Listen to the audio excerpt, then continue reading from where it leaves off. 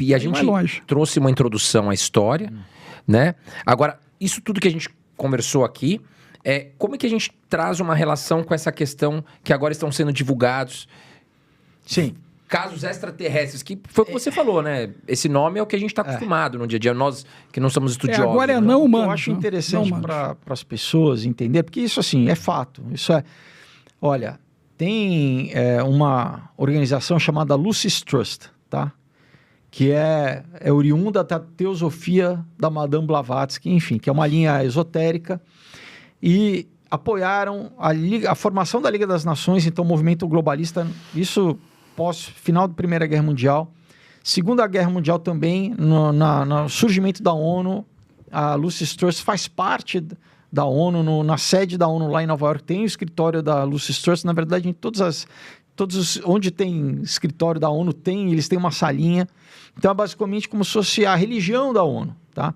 E a discípula da Madame Blavatsky, chamada Alice Bale, né, tinha fundado uma editora chamada Lucifer Publishing Company, que depois mudou o nome de Lucifer para Lucis, porque era muito óbvio, Lucifer, né? E em 57 tem um livro publicado chamado A Externalização da Hierarquia, tá? Nesse livro, segundo ela, psicografado, né? Aí que tá, de um mestre ascensionado, um tibetano chamado Jalku, que ele fala que em 2025 seria o ano que haveria a externalização da hierarquia. Que o quê? Que essa hierarquia espiritual ela ia se apresentar para a humanidade. Então, a gente pode levantar duas hipóteses. Uma que é o seguinte, eles estão criando uma narrativa, eles, vamos dizer, os globalistas, para que a reação da humanidade perante essa ameaça, né, alienígena seja unificar o mundo num corpo só, né, num governo global. Em 1987, o presidente Ronald Reagan, numa sessão da Assembleia da ONU, falou lá, isso tem vídeo, o pessoal pode assistir, na verdade ele falou várias vezes, mas essa é a mais icônica, vamos dizer assim, falando que isso durante a Guerra Fria, né? Isso 87, ainda não tinha caído o Muro de Berlim, mas ele fala assim, olha, para a gente se unir, talvez seja necessário uma ameaça externa, alienígena, para finalmente a humanidade se unir. Então, mais ou menos um argumento entendeu? A gente vai precisar criar um argumento de um desafio que durante esses anos tem sido um pouco, vamos dizer, o ambientalismo já foi isso, né? O ambientalismo está junto também desse, né? Ameaças à sobrevivência humana, nos pontos ali de desenvolvimento sustentável da ONU. Mas, enfim, será que se a gente realmente tiver uma ameaça externa, né, a gente vai conseguir fazer com que todos os governos se unam perante essa ameaça? Então, esse discurso globalista, né, eu citei antes do H.G. Wells, porque era um socialista fabiano.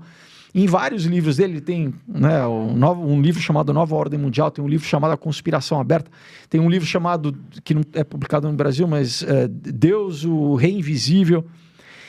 Ele cita várias dessas coisas, sempre falando assim, não, o cristianismo tem que ser substituído, tem que ser nessa religião antiga, fraca, tem que ser substituída por uma nova religião ecumênica que... Vamos pegar, deixa eu entrar aí, né? Só encerrar, biblicamente falando, é o que será a religião do tempo da tribulação, do anticristo, do falso profeta, essa religião ecumênica que vai ter um elemento, eu acredito, dessa questão alienígena, entendeu? Mas olha só, é isso que eu queria entrar.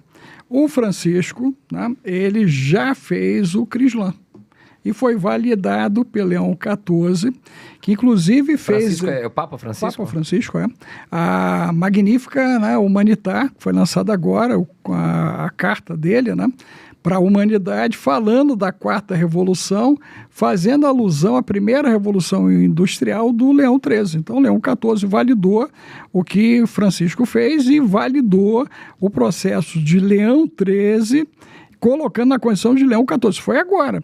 E esse ano ele recebeu o pessoal de Malta. Por causa da inteligência artificial, né? Ele pegou o pessoal de Malta lá, da Ordem de Malta. Ele recebeu a Associação Internacional de Exorcistas, que veio pedir um reforço de 2.000 exorcistas, olha só. E em seguida ele chamou a turma dos Templários para uma reunião. Então, algo está acontecendo no Vaticano. Isso está bem ligado a um livro, né? Tu citou vários livros aí, né? Eu pensei até que tu ia citar eles. O Exo Vaticano, né? A questão do Exo Vaticano é que o Exo Vaticano fala já de uma teologia trazendo os irmãos alienígenas para dentro, colocando Maria como abduzida pela turma de Sírios e Jesus como ser híbrido de Sírios. Olha, isso está em curso. Um novo evangelho, ok? né? Em cima disso, um novo evangelho, e uma preparação agora de uma humanidade sem mitocôndria. Por isso que eu estava falando da epigenética, o que está acontecendo, olha só, estão endemonizando a mitocôndria, porque ela está dando pau, está dando ruim, ela tem que ser substituída, vão substituir com nanobots, vão substituir o sangue humano por sangue sintético, Suíça e Japão já desenvolveram, vão colocar semicondutores de hidrogel e estão colocando já o chipado, né? Não, aí vou fazer o ser humano vai virar um robô. Eles estão hibridizando. Né? Que está ligado à marca da besta, né? A questão da marca da besta. O processo de hibridização. E principalmente o ser humano vai virar meio robô, meio humano. Daniel fala... E a tendência é viver muito mais anos. Daniel, não, aí vamos lá. Viver depende do conceito de vida que você vai estabelecer, né? Porque você perde os biofótons, você perde o conceito de alma, que está ligado à mitocôndria, que está ligado à primeira mulher, que está ligada a Eva. Então, na realidade, você tem, né? você tem uma anulação. Fala que você anulação. perde a salvação, né? Quer dizer, isso. Né? A galera vai querer morrer. Essa marca não vai conseguir. Vai querer morrer e não consegue. Não consegue morrer. Porque virou vampiro. Não chega nesse conceito de que vai beber sangue. Apesar que... Só que é o sangue sintético. Apesar que a questão do sangue, você vê o Peter Thiel, por exemplo, fazendo uma startup chamada Ambrosia, que é para transfusão de sangue jovem, né? Então, quer dizer, essa questão do sangue que, de novo, né? Muito que a gente vê como mitologia, muitas vezes tem um fundo de verdade, assim, né?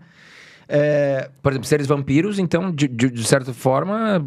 Quando vocês falam mitologia, seres mitológicos, que seres, por exemplo, que a gente está falando aqui? Por exemplo, beber sangue é uma coisa que Deus sempre proibiu na Bíblia, né? Sim. Porque quando havia, antigamente, os sacrifícios a esses seres que Deus proibia, né? Sacrifício a Moloque, a Baal... Sempre havia sacrifício humano e não era simplesmente sacrifício, porque mesmo o sacrifício no templo, se comia o sacrifício. Tá? Quando não era desperdício, né? Não, sempre era como se fosse um churrasco hoje em dia, né? Então, claro, havia toda uma ritualística, aquele sangue, né? O sangue é a vida, né? A Bíblia diz que o sangue, a vida está no sangue, né? O sangue, vamos dizer, ele era para expiação, para expiação. Na bruxaria tem toda uma coisa de utilização do sangue como elemento, né? Mágico, principal. Elemental. Enfim, então beber sangue na Bíblia sempre foi proibido. Por isso que até hoje, né, um judeu ortodoxo, o rabino, ele derrama o sangue, né, do alimento, a comida kasher, né, para não se comer aquilo, porque você não está comendo a vida do animal. O conceito é esse. Não, isso inclusive acontece aqui nos nossos frigoríficos, né? Quando acontece o abate, né? Tanto o judeu quanto o islã, né?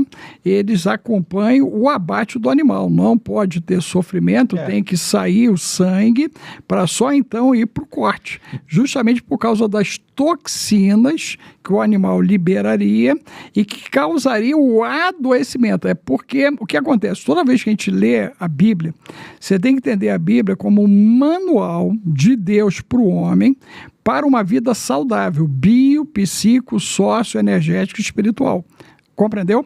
Só que, por isso que eu falei para o Felipe, a questão da religiosidade, é porque na capa da religiosidade, a galera esconde um monte de informação que deveria chegar até a população de fato, para as pessoas poderem entender que aquilo não é entérico.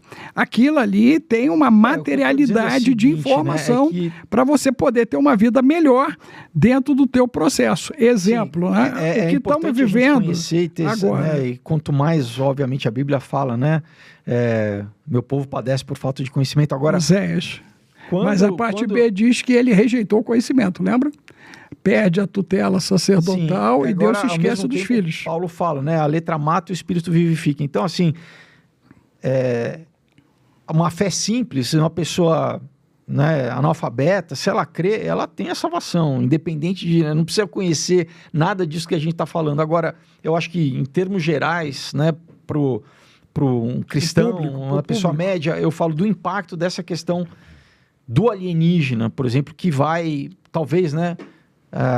eu acredito que nós estamos já no que Jesus chama de... Mas aí, joga Lucas 21 para eles.